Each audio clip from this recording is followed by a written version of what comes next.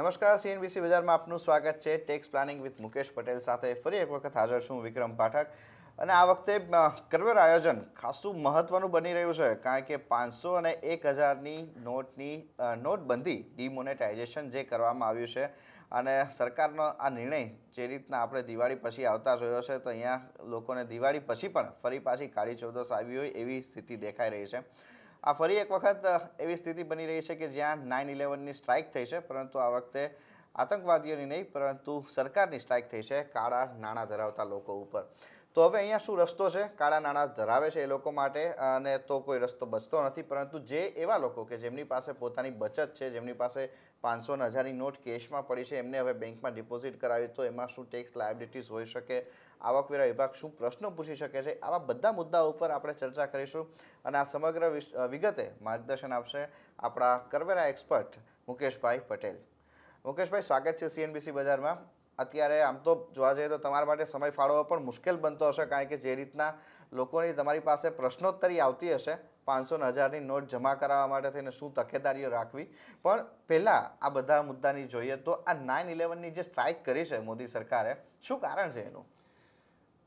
વિક્રમ, તમે કહ્યું એમ આ વખતે દિવાળીમાં લક્ષ્મી પૂજન કર્યા પછી કદાચ કોઈને એવો ખ્યાલ નહીં હોય કે લક્ષ્મી વિસર્જન કરવાનો પણ વારો આવશે, કારણ કે 500 અને 1000ની નોટો તમે એને અત્યાર સુધી પૂજતા આવ્યા હો, પણ વડાપ્રધાન નરેન્દ્ર મોદીએ બરાબર 8મી નવેમ્બરની રાત્રે 8 વાગે જ્યારે એમણે જાહેરાત કરી કે મધરાતથી 500 અને 1000 રૂપિયાની જે આપણે ત્યાં હાઈ ડિનોમિનેશન વેલ્યુની કરન્સી નોટ્સ છે એને સર્ક્યુલેશનમાંથી પાછી ખેંચી લેવાની વાત, એટલે કે જેને આપણે અંગ્રેજીમાં ડિમોનિટાઇઝેશન કહીએ, એ અંગેની એમણે જાહેરાત કરી। દર્શક મિત્રોને ખ્યાલ છે, પણ ખૂબ સંક્ષિપ્તમાં જો જણાવું તો વડાપ્રધાને જે કહ્યું કે ત્રિપાંખીયો જંગ આ સમગ્ર 9/11 સ્ટ્રાઇક પાછળનો એમનો હતો। એક તો જે ફેક મની, એટલે કે જે બનાવટી નોટો છાપીને એને અર્થતંત્રની અંદર ફરતી રાખવાનું એક જે જબરજસ્ત મોટું કૌભાંડ હતું। એક અંદાજ પ્રમાણે દર 1000 નોટોમાં 4 નોટો 500 ને 1000 રૂપિયાની ગણીએ તો એ બનાવટી, એટલે કે ફેક નોટો નું સર્ક્યુલેશન ચાલી રહ્યું હતું। એટલે એને ધડમૂળથી નાબૂદ કરવાના સંદર્ભમાં સરકારનો આ જે નિર્ણય છે એ સ્વાભાવિક રીતે સમજી શકાય કે ખૂબ જ અસરકારક પુરવાર થવાનો છે। એટલે આ એક એમનો હેતુને જેને કે ઉમદા હેતુ એ એમનો રહ્યો છે।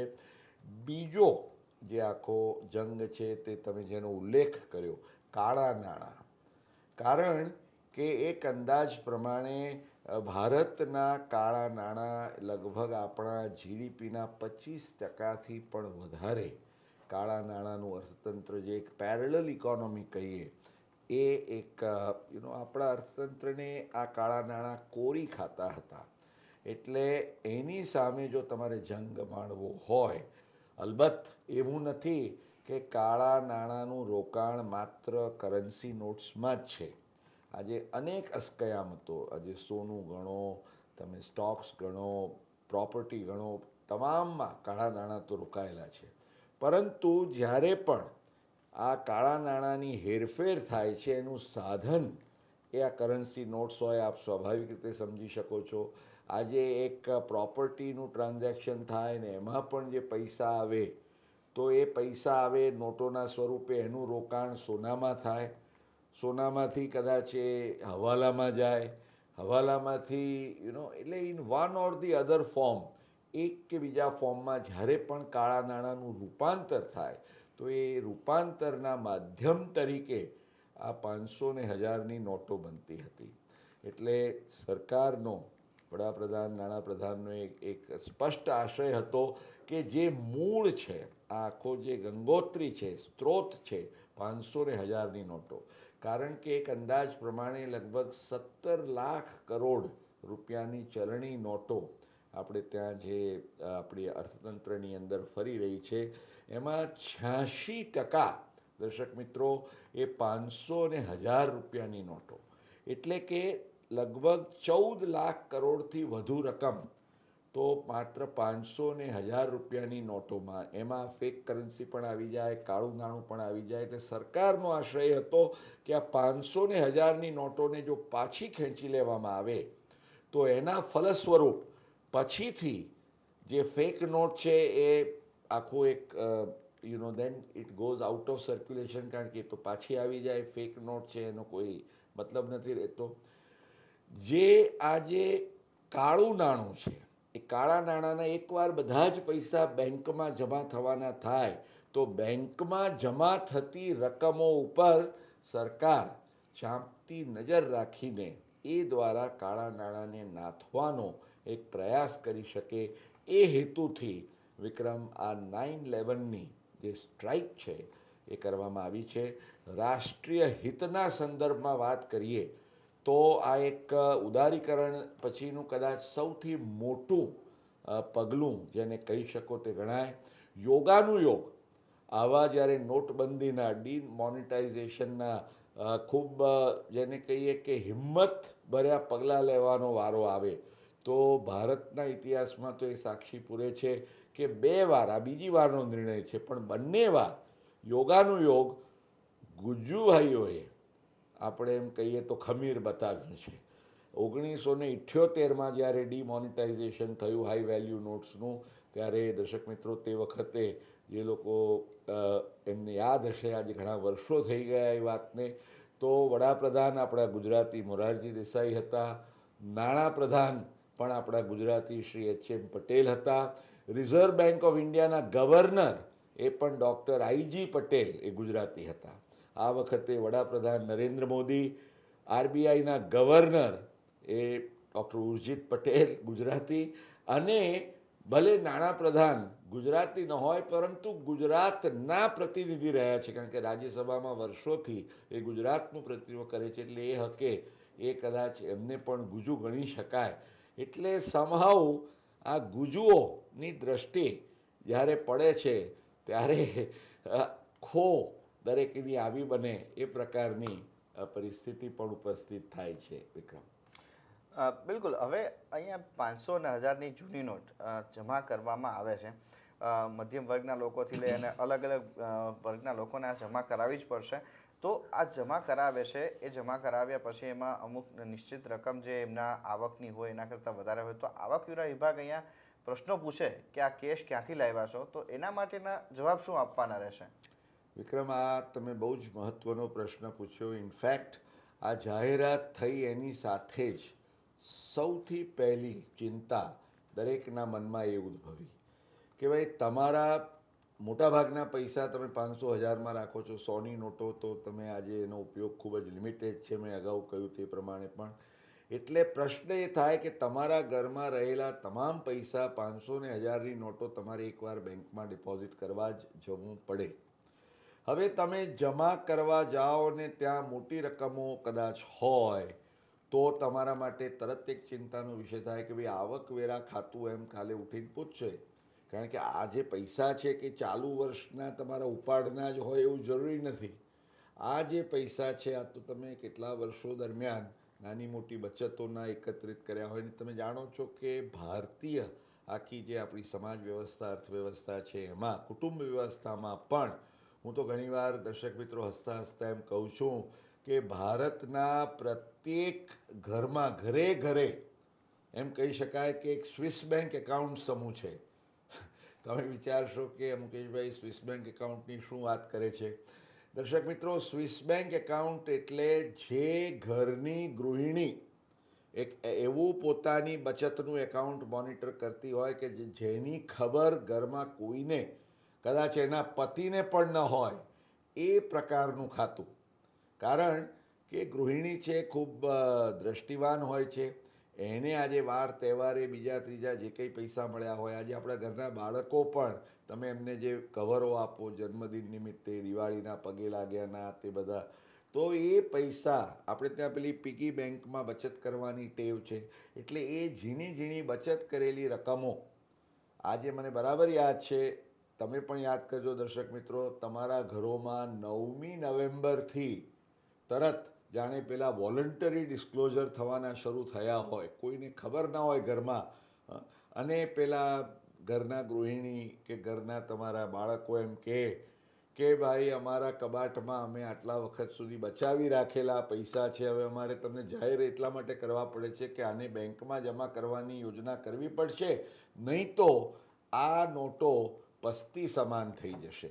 એટલે આ જે એક સૌના મનમાં એક ચિંતા હોય એને લક્ષ્યમાં રાખતા આ યોજના જાહેર થયાના દિવસે જ 9મી તારીખે સાંજ પહેલાં એક ખૂબ જ મહત્ત્વની જાહેરાત કરવામાં આવી નાણાં મંત્રાલય દ્વારા, નાણાપ્રધાન, મહેસૂલ સચિવ દ્વારા, કે 2.5 લાખ રૂપિયા સુધીની રકમ કોઈ પણ વ્યક્તિ જો પોતાના સેવિંગ્સ એકાઉન્ટમાં એ જમા કરાવે તો એના સંદર્ભમાં અમે કોઈ પણ પ્રશ્નો પૂછીશું નહીં.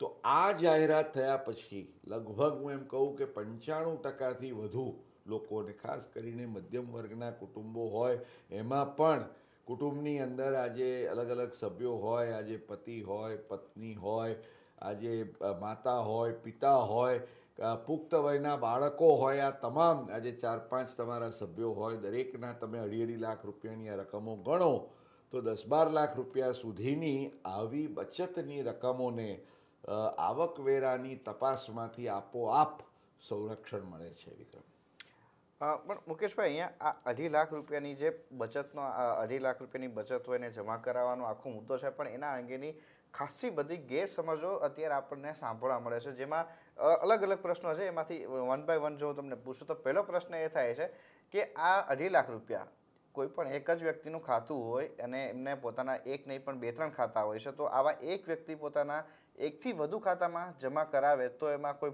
પ્રોબ્લેમ થાય કે નહીં? વિક્રમ, ચોક્કસ થાય. મને લાગે છે કે સ્પષ્ટ સમજી લેવાની જરૂર છે કે આ એક જે વિશેષ છૂટ આપવામાં આવી છે એ વ્યક્તિને આપવામાં આવી છે, વ્યક્તિના બેંક એકાઉન્ટને નહીં.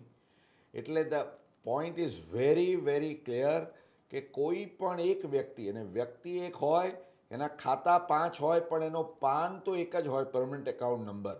એટલે ત્યાં પછી તમારે ડબલ રોલ કે ટ્રિપલ રોલ જેવી તમે ભૂમિકા ભજવો તો એ ન ચાલે. તમારા એક અથવા વધુ ખાતા હોય તો તમામ ખાતાઓમાં થઈને 9મી નવેમ્બર 2016થી માંડીને 30મી ડિસેમ્બર 2016 સુધીના સમયગાળા દરમિયાન તમારે ખાસ તકેદારી કે કાળજી લેવાની રહેશે કે 2.5 લાખ રૂપિયા સુધીની રકમ હશે તો કોઈ વાંધો નથી. 2.5 લાખ રૂપિયાથી વધુ રકમ હશે તો આવકવેરાના કાયદાના નિયમ 114C અને 114E, જેમાં હમણાં જ સુધારો કરવામાં આવ્યો, તે અનુસાર એવી સ્પષ્ટ જોગવાઈ કરવામાં આવી છે કે આ સમયગાળા દરમિયાન કોઈ પણ વ્યક્તિના ખાતા કે ખાતાઓમાં કુલ 2.5 લાખ રૂપિયાથી વધુ રકમ જો જમા કરવામાં આવશે તો એનું રિપોર્ટિંગ આવકવેરા ખાતાને કરવામાં આવશે, અને આવકવેરા ખાતું પછી તમને પ્રશ્નો પૂછશે. 2.5 લાખ રૂપિયા સુધીની રકમ હશે તો તમને કોઈ પ્રશ્નો પૂછવામાં આવશે નહીં. ઓકે, સાથે જ હવે અહીંયા સમય થયો છે બ્રેકનો, પરંતુ બ્રેક પછી પણ આ 2.5 લાખ રૂપિયા ઉપરના હજુ ઘણા પ્રશ્નો છે, તેના ઉપર ચર્ચા આગળ વધારીશું.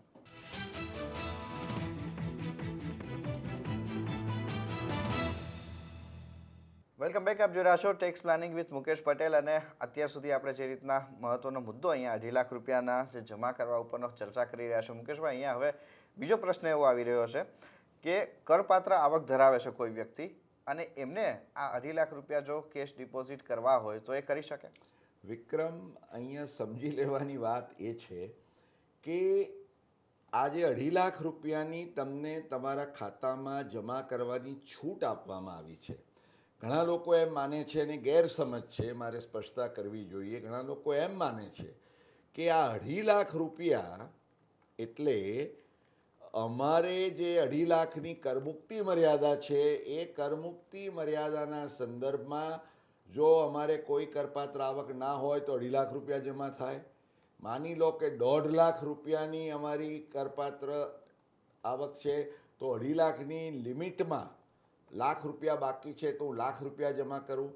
મિત્રો, ખાસ ખ્યાલમાં રાખશો કે 2.5 લાખ રૂપિયાની મર્યાદાને તમારી કરપાત્ર કે કરમુક્ત આવક સાથે કોઈ જ કનેક્શન નથી. મેં કહ્યું એ પ્રમાણે આશય શું છે સરકારનો, કે સ્વાભાવિક છે આજે તમારા ઘરમાં આજે માતા હોય, ગૃહિણી હોય, બહેન હોય કે ઇવન કોઈ રિટાયર્ડ સિનિયર સિટીઝન હોય, પેન્શનર હોય, વર્ષોથી ઇવન બાળકો 18 વર્ષ ઉપરના હોય, એમને વાર તહેવારે સામાજિક શિરસ્તા અનુસાર અન્યથા નાની મોટી રકમો મળી હોય, બક્ષિસ મળી હોય, એમણે ઘણા લોકો તો એને એટલું ઓસ્પિશિયસ એટલે કે લાભદાયી કે પુણ્યશાળી ગણે, એને લકી ગણે, તો એ કહે કે અમારે બેંકમાં નથી ભરવા, અમે તો ઘરે આ કવરો રાખી મૂકીશું. એમના એમ ઇન્ટેક્ટ રહે. અથવા તો પેલા ગૃહિણીએ પેલી પીપુડીઓ વાળીને એને બચાવ્યા હોય ને તો એ પીપુડીઓ નીકળે આજે, તો એને પ્રોટેક્શન આપવાનો હેતુ છે. એટલે 2.5 લાખ રૂપિયાને તમારી કરપાત્ર આવક સાથે કોઈ કનેક્શન નથી. તમારી આવક 25 લાખની હોય તોય 2.5 લાખ રૂપિયાની બચત હોઈ શકે. તમારી આવક માત્ર 1 લાખની કે 50,000ની હોય તો પણ આ હોઈ શકે. એટલે એ બાબતે તમે નિશ્ચિત રહેશો. ઓકે, બીજો મુદ્દો હવે એ બને છે, એચયુએફમાં આ રોકાણ થઈ શકે, જમા કરાવી શકે?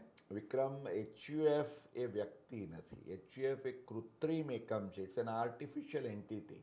અને એચયુએફમાં કોણ સભ્યો હોય કે કરતા હોય, એ જ વ્યક્તિ જે કરતા હોય એના વરિષ્ઠ વ્યક્તિ કુટુંબના એક કરતા હોય, એના સભ્યો એટલે એ જ વ્યક્તિ. સભ્યોને જ્યારે તમે કે કરતાને અલગ છૂટ મળતી હોય ત્યારે એચયુએફને માટે અલગ છૂટ, આકારણીનું એકમ ભલે અલગ હોય, પરંતુ 2.5 લાખ રૂપિયા માટે તમે એચયુએફનો લાભ લઈ શકતા નથી. એ ખાસ ખ્યાલમાં રાખશો. ઓકે, આ સાથે હજુ એક 2.5 લાખ ઉપરનો પ્રશ્ન છે કે 2.5 લાખથી વધુ રકમ જો જમા કરાવવાની હોય તો એના માટેનું આયોજન શું કરવું? વિક્રમ, આ પહેલાં હું તમને આ એચયુએફની વાત કરી, મને યાદ આવ્યું, હજી હમણાં જ હું આજે સવારે મેલ જોતો હતો, એક દર્શક મિત્રનો મેલ હતો કે એનઆરઆઈ હોય, નોન રેઝિડન્ટ ઇન્ડિયન, તો એના કેસમાં શું? તો આ એનઆરઆઈ માટે પણ દર્શક મિત્રો આ 2.5 લાખની લિમિટ લાગુ પડે છે. કેમ? કારણ કે એનઆરઆઈ પણ વાર તહેવારે આજે વર્ષમાં કે 2-3 વર્ષે એકવાર ઇન્ડિયામાં આવતા હોય, એમને કંઈક પૈસા મળ્યા હોય, એમણે બચત કરી હોય, અહીંયા એમના સગા સંબંધી પાસે એમણે પૈસા મૂકી રાખ્યા હોય, તો એ એનઆરઆઈનું પણ જો અહીંયા એમનું બેંક એકાઉન્ટ હોય એનઆરઓ, તો એ ખાતાની અંદર 2.5 લાખ રૂપિયા સુધીની એમની રકમ હોય એ જમા કરી શકાય. એટલે જો સંક્ષિપ્તમાં કહું તો ઘરના તમામ પુખ્ત વયના સભ્યોમાં થઈ શકે, એચયુએફમાં થઈ શકે નહીં. એનઆરઆઈ હોય તો એનઆરઆઈ હોવાનું કોઈ ડિસ્ક્વોલિફિકેશન નથી. ચોક્કસપણે એનઆરઆઈ વતી પણ એના સગા સંબંધીઓ એનઆરઆઈના ખાતામાં, એનઆરઓ અકાઉન્ટમાં, એનઆરઈમાં જમા ન થાય કારણ કે એનઆરઈમાં માત્ર વિદેશી હુંડિયામણ જમા થાય, પણ એનઆરઓ એકાઉન્ટમાં તમે ખુશીથી જમા કરી શકો. અને હવે આવીએ તમારા નેક્સ્ટ ક્વેશ્ચન ઉપર, જેનો તમે ઉલ્લેખ કરતા હતા કે 2.5 લાખથી વધુ હોય તો શું. આજે ઘણીવાર દર્શક મિત્રો એવું બને કે દાખલા તરીકે આ 8મી નવેમ્બરે આ જાહેરાત થઈ, તમે ઓક્ટોબર મહિનાની અંદર તમારા જ પોતાના સેવિંગ એકાઉન્ટમાં અથવા તો એપ્રિલથી નવેમ્બરના સમયગાળા દરમિયાન કોઈક કારણોસર તમે મોટી રકમ ના ઉપાડો, તમે જે ઘર ખર્ચ માટેના ઉપાડ કર્યા હોય તો અપેક્ષિત છે કે તમે વાપરી કાઢ્યા છે પૈસા, પણ એવી કોઈ મોટી રકમના ઉપાડ કર્યા હોય કે જે રકમ તમે ખર્ચ કરી નથી. આજે એમ સમજો કે ગયા મહિને જ તમે 10 લાખ રૂપિયા ઉપાડ્યા હતા, એ અપેક્ષાએ કે તમારો ઘરનો સોદો થાય તો તે વખતે તમારે આપવા પડે, પણ એ સોદો થયો નહીં. સમય એવો આવ્યો કે હવે એ નોટોની કોઈ કિંમત રહી નથી, રકમ 2.5 લાખથી વધારે છે, તો શું કરવું? તો દર્શક મિત્રો એક ખ્યાલમાં રાખશો, આવકવેરા ખાતાએ એટલું જ કહ્યું છે કે 2.5 લાખ સુધી અમે કોઈ પ્રશ્નો પૂછીશું નહીં.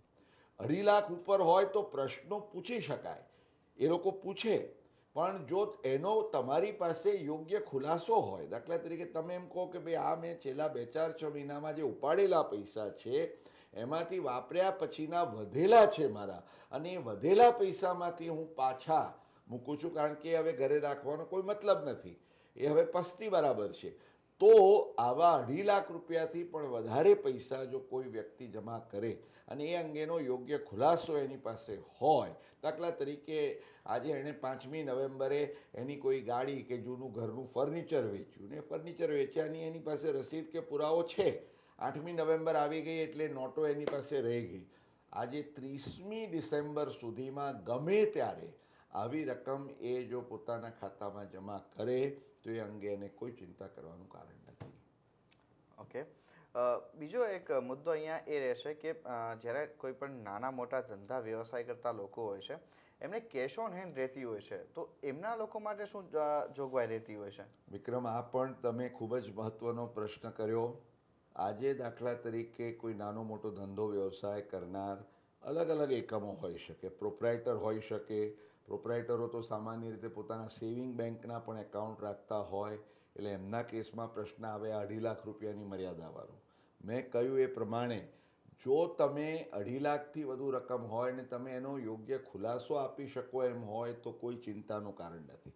તમે આજે કોઈ પ્રોપ્રાઇટર તરીકે ધંધો કે વ્યવસાય કરો છો અને તમારું સેવિંગ એકાઉન્ટ હોય તો એ સેવિંગ એકાઉન્ટમાં આજે 2.5 લાખથી વધારે બેલેન્સ હોય તો પણ જો એ બેલેન્સ તમારા ધંધાના ચોપડે રિફ્લેક્ટેડ હોય, અથવા તો એમ સમજો કે તમે અંદાજિત આવક હેઠળ તમે ધંધો કે વ્યવસાય એટલે કે જે આપ જાણો છો એ પ્રમાણે 2 કરોડ રૂપિયા સુધી ધંધાકીય વકરો હોય કે 50 લાખ રૂપિયા સુધી તમારી જે વ્યાવસાયિક આવક હોય, એના સંદર્ભમાં તમારે ચોપડા પણ નથી રાખવાના, પણ તમે કેશની જે ડિપોઝિટની તમે એક આખી વિગતો રાખો છો એને લક્ષ્યમાં રાખતા દર્શક મિત્રો, જો તમારી 2.5 લાખથી વધારે પણ હોય કેશ તો ડોન્ટ વરી અબાઉટ ઇટ, તમે કેશ ઓન હેન્ડ ચોક્કસ જમા કરી શકો. એવી જ રીતે કરંટ એકાઉન્ટના સંદર્ભમાં હવે એક એ લોકોએ જે હમણાં જ તાજેતરમાં જે જાહેરાત કરી એમાં એમ કહ્યું કે 12.5 લાખ રૂપિયાથી વધારે રકમ જમા કરવામાં આવે તો એ ડાયરેક્ટલી આવકવેરા ખાતામાં રિપોર્ટ કરાશે. આ હું એટલા માટે ખુલાસો કરું છું કે આમ AIR રિપોર્ટિંગ માટે અન્યથા 10 લાખ સેવિંગ બેંક એકાઉન્ટમાં અને કરંટ એકાઉન્ટમાં 50 લાખ રૂપિયા 12 મહિનાના સમયગાળા માટેની લિમિટ છે. પરંતુ સરકારે આ નિયમ હેઠળ જે સુધારો કર્યો એમાં એમણે એમ કહ્યું કે 9મી નવેમ્બરથી તો 30મી ડિસેમ્બર સુધી જમા કરાતી રકમ એ સેવિંગ એકાઉન્ટમાં 2.5 લાખ રૂપિયા ઉપર ને કરંટ એકાઉન્ટમાં 12.5 લાખ રૂપિયા ઉપર રિપોર્ટ કરવામાં આવશે. એટલે કરંટ એકાઉન્ટમાં પણ જે તમે જમા કરવા માંગતા હો એ યુ હેવ ટુ એન્શ્યોર કે તમારી રકમો જે છે તમારા ચોપડે અથવા તો તમારા ધંધાના સાથે મેચ થતી રકમ હોવી જોઈએ. કારણ કે સરકારે એમ કહ્યું કે જ્યાં રકમો જે ડિપોઝિટ થાય છે એ તમારા વ્યવહારો સાથે મેચિંગમાં નહીં હોય તો અમે એના સંદર્ભમાં પગલાં લઈશું. વિક્રમ, અહીંયા એક નાનકડો પ્રશ્ન આજે જ એક આપણા દર્શકનો ઈમેલ પર આવ્યો હતો, હું વાંચતો હતો, મને એમ થયું કે એનો હું ખુલાસો કરી દઉં. એક નાના ધંધાદારીએ કે કદાચ વ્યવસાયનો પણ આ પ્રશ્ન હોઈ શકે, એણે એમ પૂછ્યું કે ભાઈ મારી પાસે અત્યારે 12 લાખ રૂપિયાની કેશ ઓન હેન્ડ ધંધાની છે, તો આ મારે એક ઝાટકે જમા કરવી જોઈએ કે હું 3-4 ટુકડે જમા કરી શકું?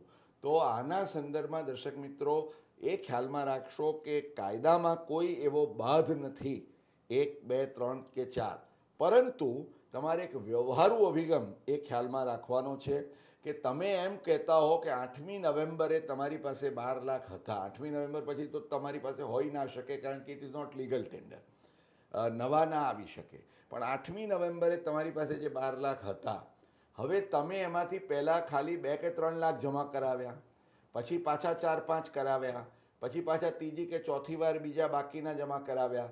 આમાં તમારી સામે સંશય એ થાય કે તમે કદાચ તમારા એકાઉન્ટ્સ મેનિપ્યુલેટ તો નથી કર્યા ને, કારણ કે સામાન્ય રીતે જે રકમ તમારા માટે કોઈ કામની જ નથી રહી એ રકમને તમે શું કરવા હોલ્ડ ઉપર રાખીને 4 ટુકડા પાડો. અનુમાન તમારી વિરુદ્ધ એ થાય કે આ તમને વિચાર બદલ્યો હશે ને તમે કંઈક મોનિટર કરીને કેશમાં વધારો કર્યો હશે.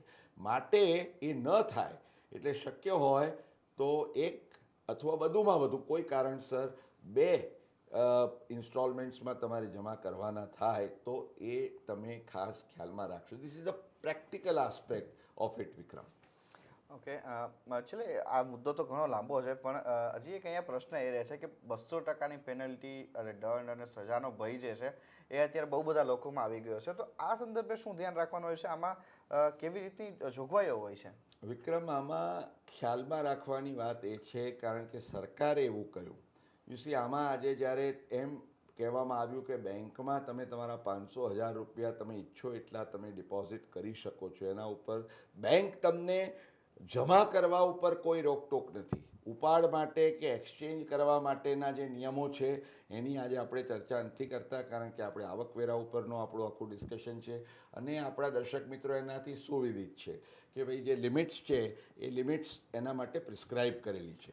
મુદ્દો એ છે કે તમે જો વધારે રકમ જે જમા કરી હોય 2.5 લાખ કે તમારા કેશ ઓન હેન્ડથી વધારે કે તમે સમજાવી શકો એનાથી વધારે, અને એના ઉપર તમારી પાસે કોઈ પણ યોગ્ય કે વ્યાજબી ખુલાસો ન હોય તો શું? એટલે સૌ પ્રથમ તો એ ખ્યાલમાં રાખશો કે લોકો એમ સમજે છે કે 2.5 લાખથી વધારે જમા કરીએ એટલે ઓટોમેટિક પેનલ્ટી થાય. There is no automatic penalty under the income tax act. તમે ન સમજાવી શકો એવી ડિપોઝિટ હોય તો જ પેનલ્ટી થાય. એટલે પહેલાં તો એ ભય કાઢી નાખશો. પણ સાથે સાથે એ પણ ખ્યાલમાં રાખશો કે તમે એમ માનો કે મેં જમા કરાવી દીધા 5-10 લાખ રૂપિયા અને કોણ મને પૂછવાનું છે, તો એવું નથી. મેં કહ્યું એમ 2.5 લાખ ઉપર તરત રિપોર્ટ થાય એટલે તમને પૂછવામાં આવે. જો તમે એના ઉપર કોઈ ખુલાસો ન આપી શકો અને એ રકમ તમારી આવકવેરા આકારણીમાં ઉમેરવામાં આવે તો એના ઉપર 200%નો દંડ, જે ટેક્સ થતો હોય એના સંદર્ભમાં 200%નો દંડ અને સજા પણ ઊભી થઈ શકે. પણ દર્શક મિત્રો, સાથે સાથે એ પણ હું સ્પષ્ટતા કરી લઉં, ઘણીવાર એવું બને કે સંજોગવશાત કોઈ નાની મોટી રકમો તમારી પાસે ભેગી થઈ છે, તમે જમા કરાવો છો, તમારી પાસે એનો ખુલાસો નથી, તો શું કરવું જોઈએ આ સંજોગોમાં? આ છેલ્લા મુદ્દા ઉપર આપને હું માર્ગદર્શન આપીને આજનો કાર્યક્રમ આપણે પૂરો કરીએ.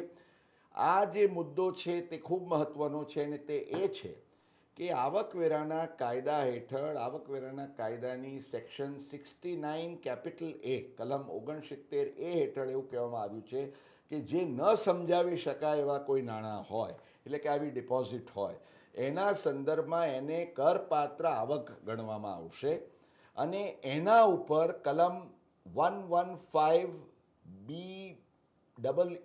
BBE એના સંદર્ભમાં તમારે 30%નો ફ્લેટ રેટે ટેક્સ ભરવાનો થાય. એટલે જો તમે આને તમારી અનએક્સપ્લેન્ડ મની તરીકે ગણીને 30%નો ટેક્સ સ્વેચ્છાએ ભરી દો, તમે આજે 10 લાખ રૂપિયા ભર્યા છે જેના માટે તમારી પાસે કોઈ ખુલાસો નથી, 30%નો 3 લાખનો ટેક્સ ભરી દો, તો દર્શક મિત્રો આના ઉપર કોઈ પેનલ્ટી થઈ શકે નહીં. કારણ કે પેનલ્ટી એ તમારી આવકવેરા રિટર્નમાં દર્શાવેલી અને આકારાયેલી આવક વચ્ચેના તફાવત ઉપર લાગી શકે. જો if that is the same, there is no question. એટલે આવા નાના મોટા કંઈક રકમોના વિશે તમારા મનમાં શંકા કે સંશય હોય તો ઇટ ઇઝ બેટર કે તમે સ્વેચ્છાએ એ ટેક્સ ભરી દો અને you buy peace of mind. કારણ કે ultimately you want to be happy. બિલકુલ, આ મુદ્દો ઘણો મોટો છે અને આમાં ઘણા દર્શકોના પણ પ્રશ્નો આવશે. એના ઉપર મુકેશભાઈ આપણે તમારી સાથે ફરી એક વખત ચર્ચા કરીશું, પરંતુ આજે અહીંયા આ આખા મુદ્દાની અંદર ખાસ 2.5 લાખ રૂપિયાની જે સમજ આપી છે એ દર્શકોને ઘણી ઉપયોગી રહેશે. ઘણો આભાર મુકેશભાઈ, આપનો સમય ફાળવી અહીંયા અમારી સાથે જોડાયા અને આ સમગ્ર માહિતી આપી. અને સાથે જ અત્યારે ટેક્સ પ્લાનિંગ વિથ મુકેશ પટેલમાં બસ આટલું જ. આગળ વધુ સમાચારો અને અપડેટ માટે થઈને જોડાયેલા રહો CNBC બજાર સાથે. નમસ્કાર.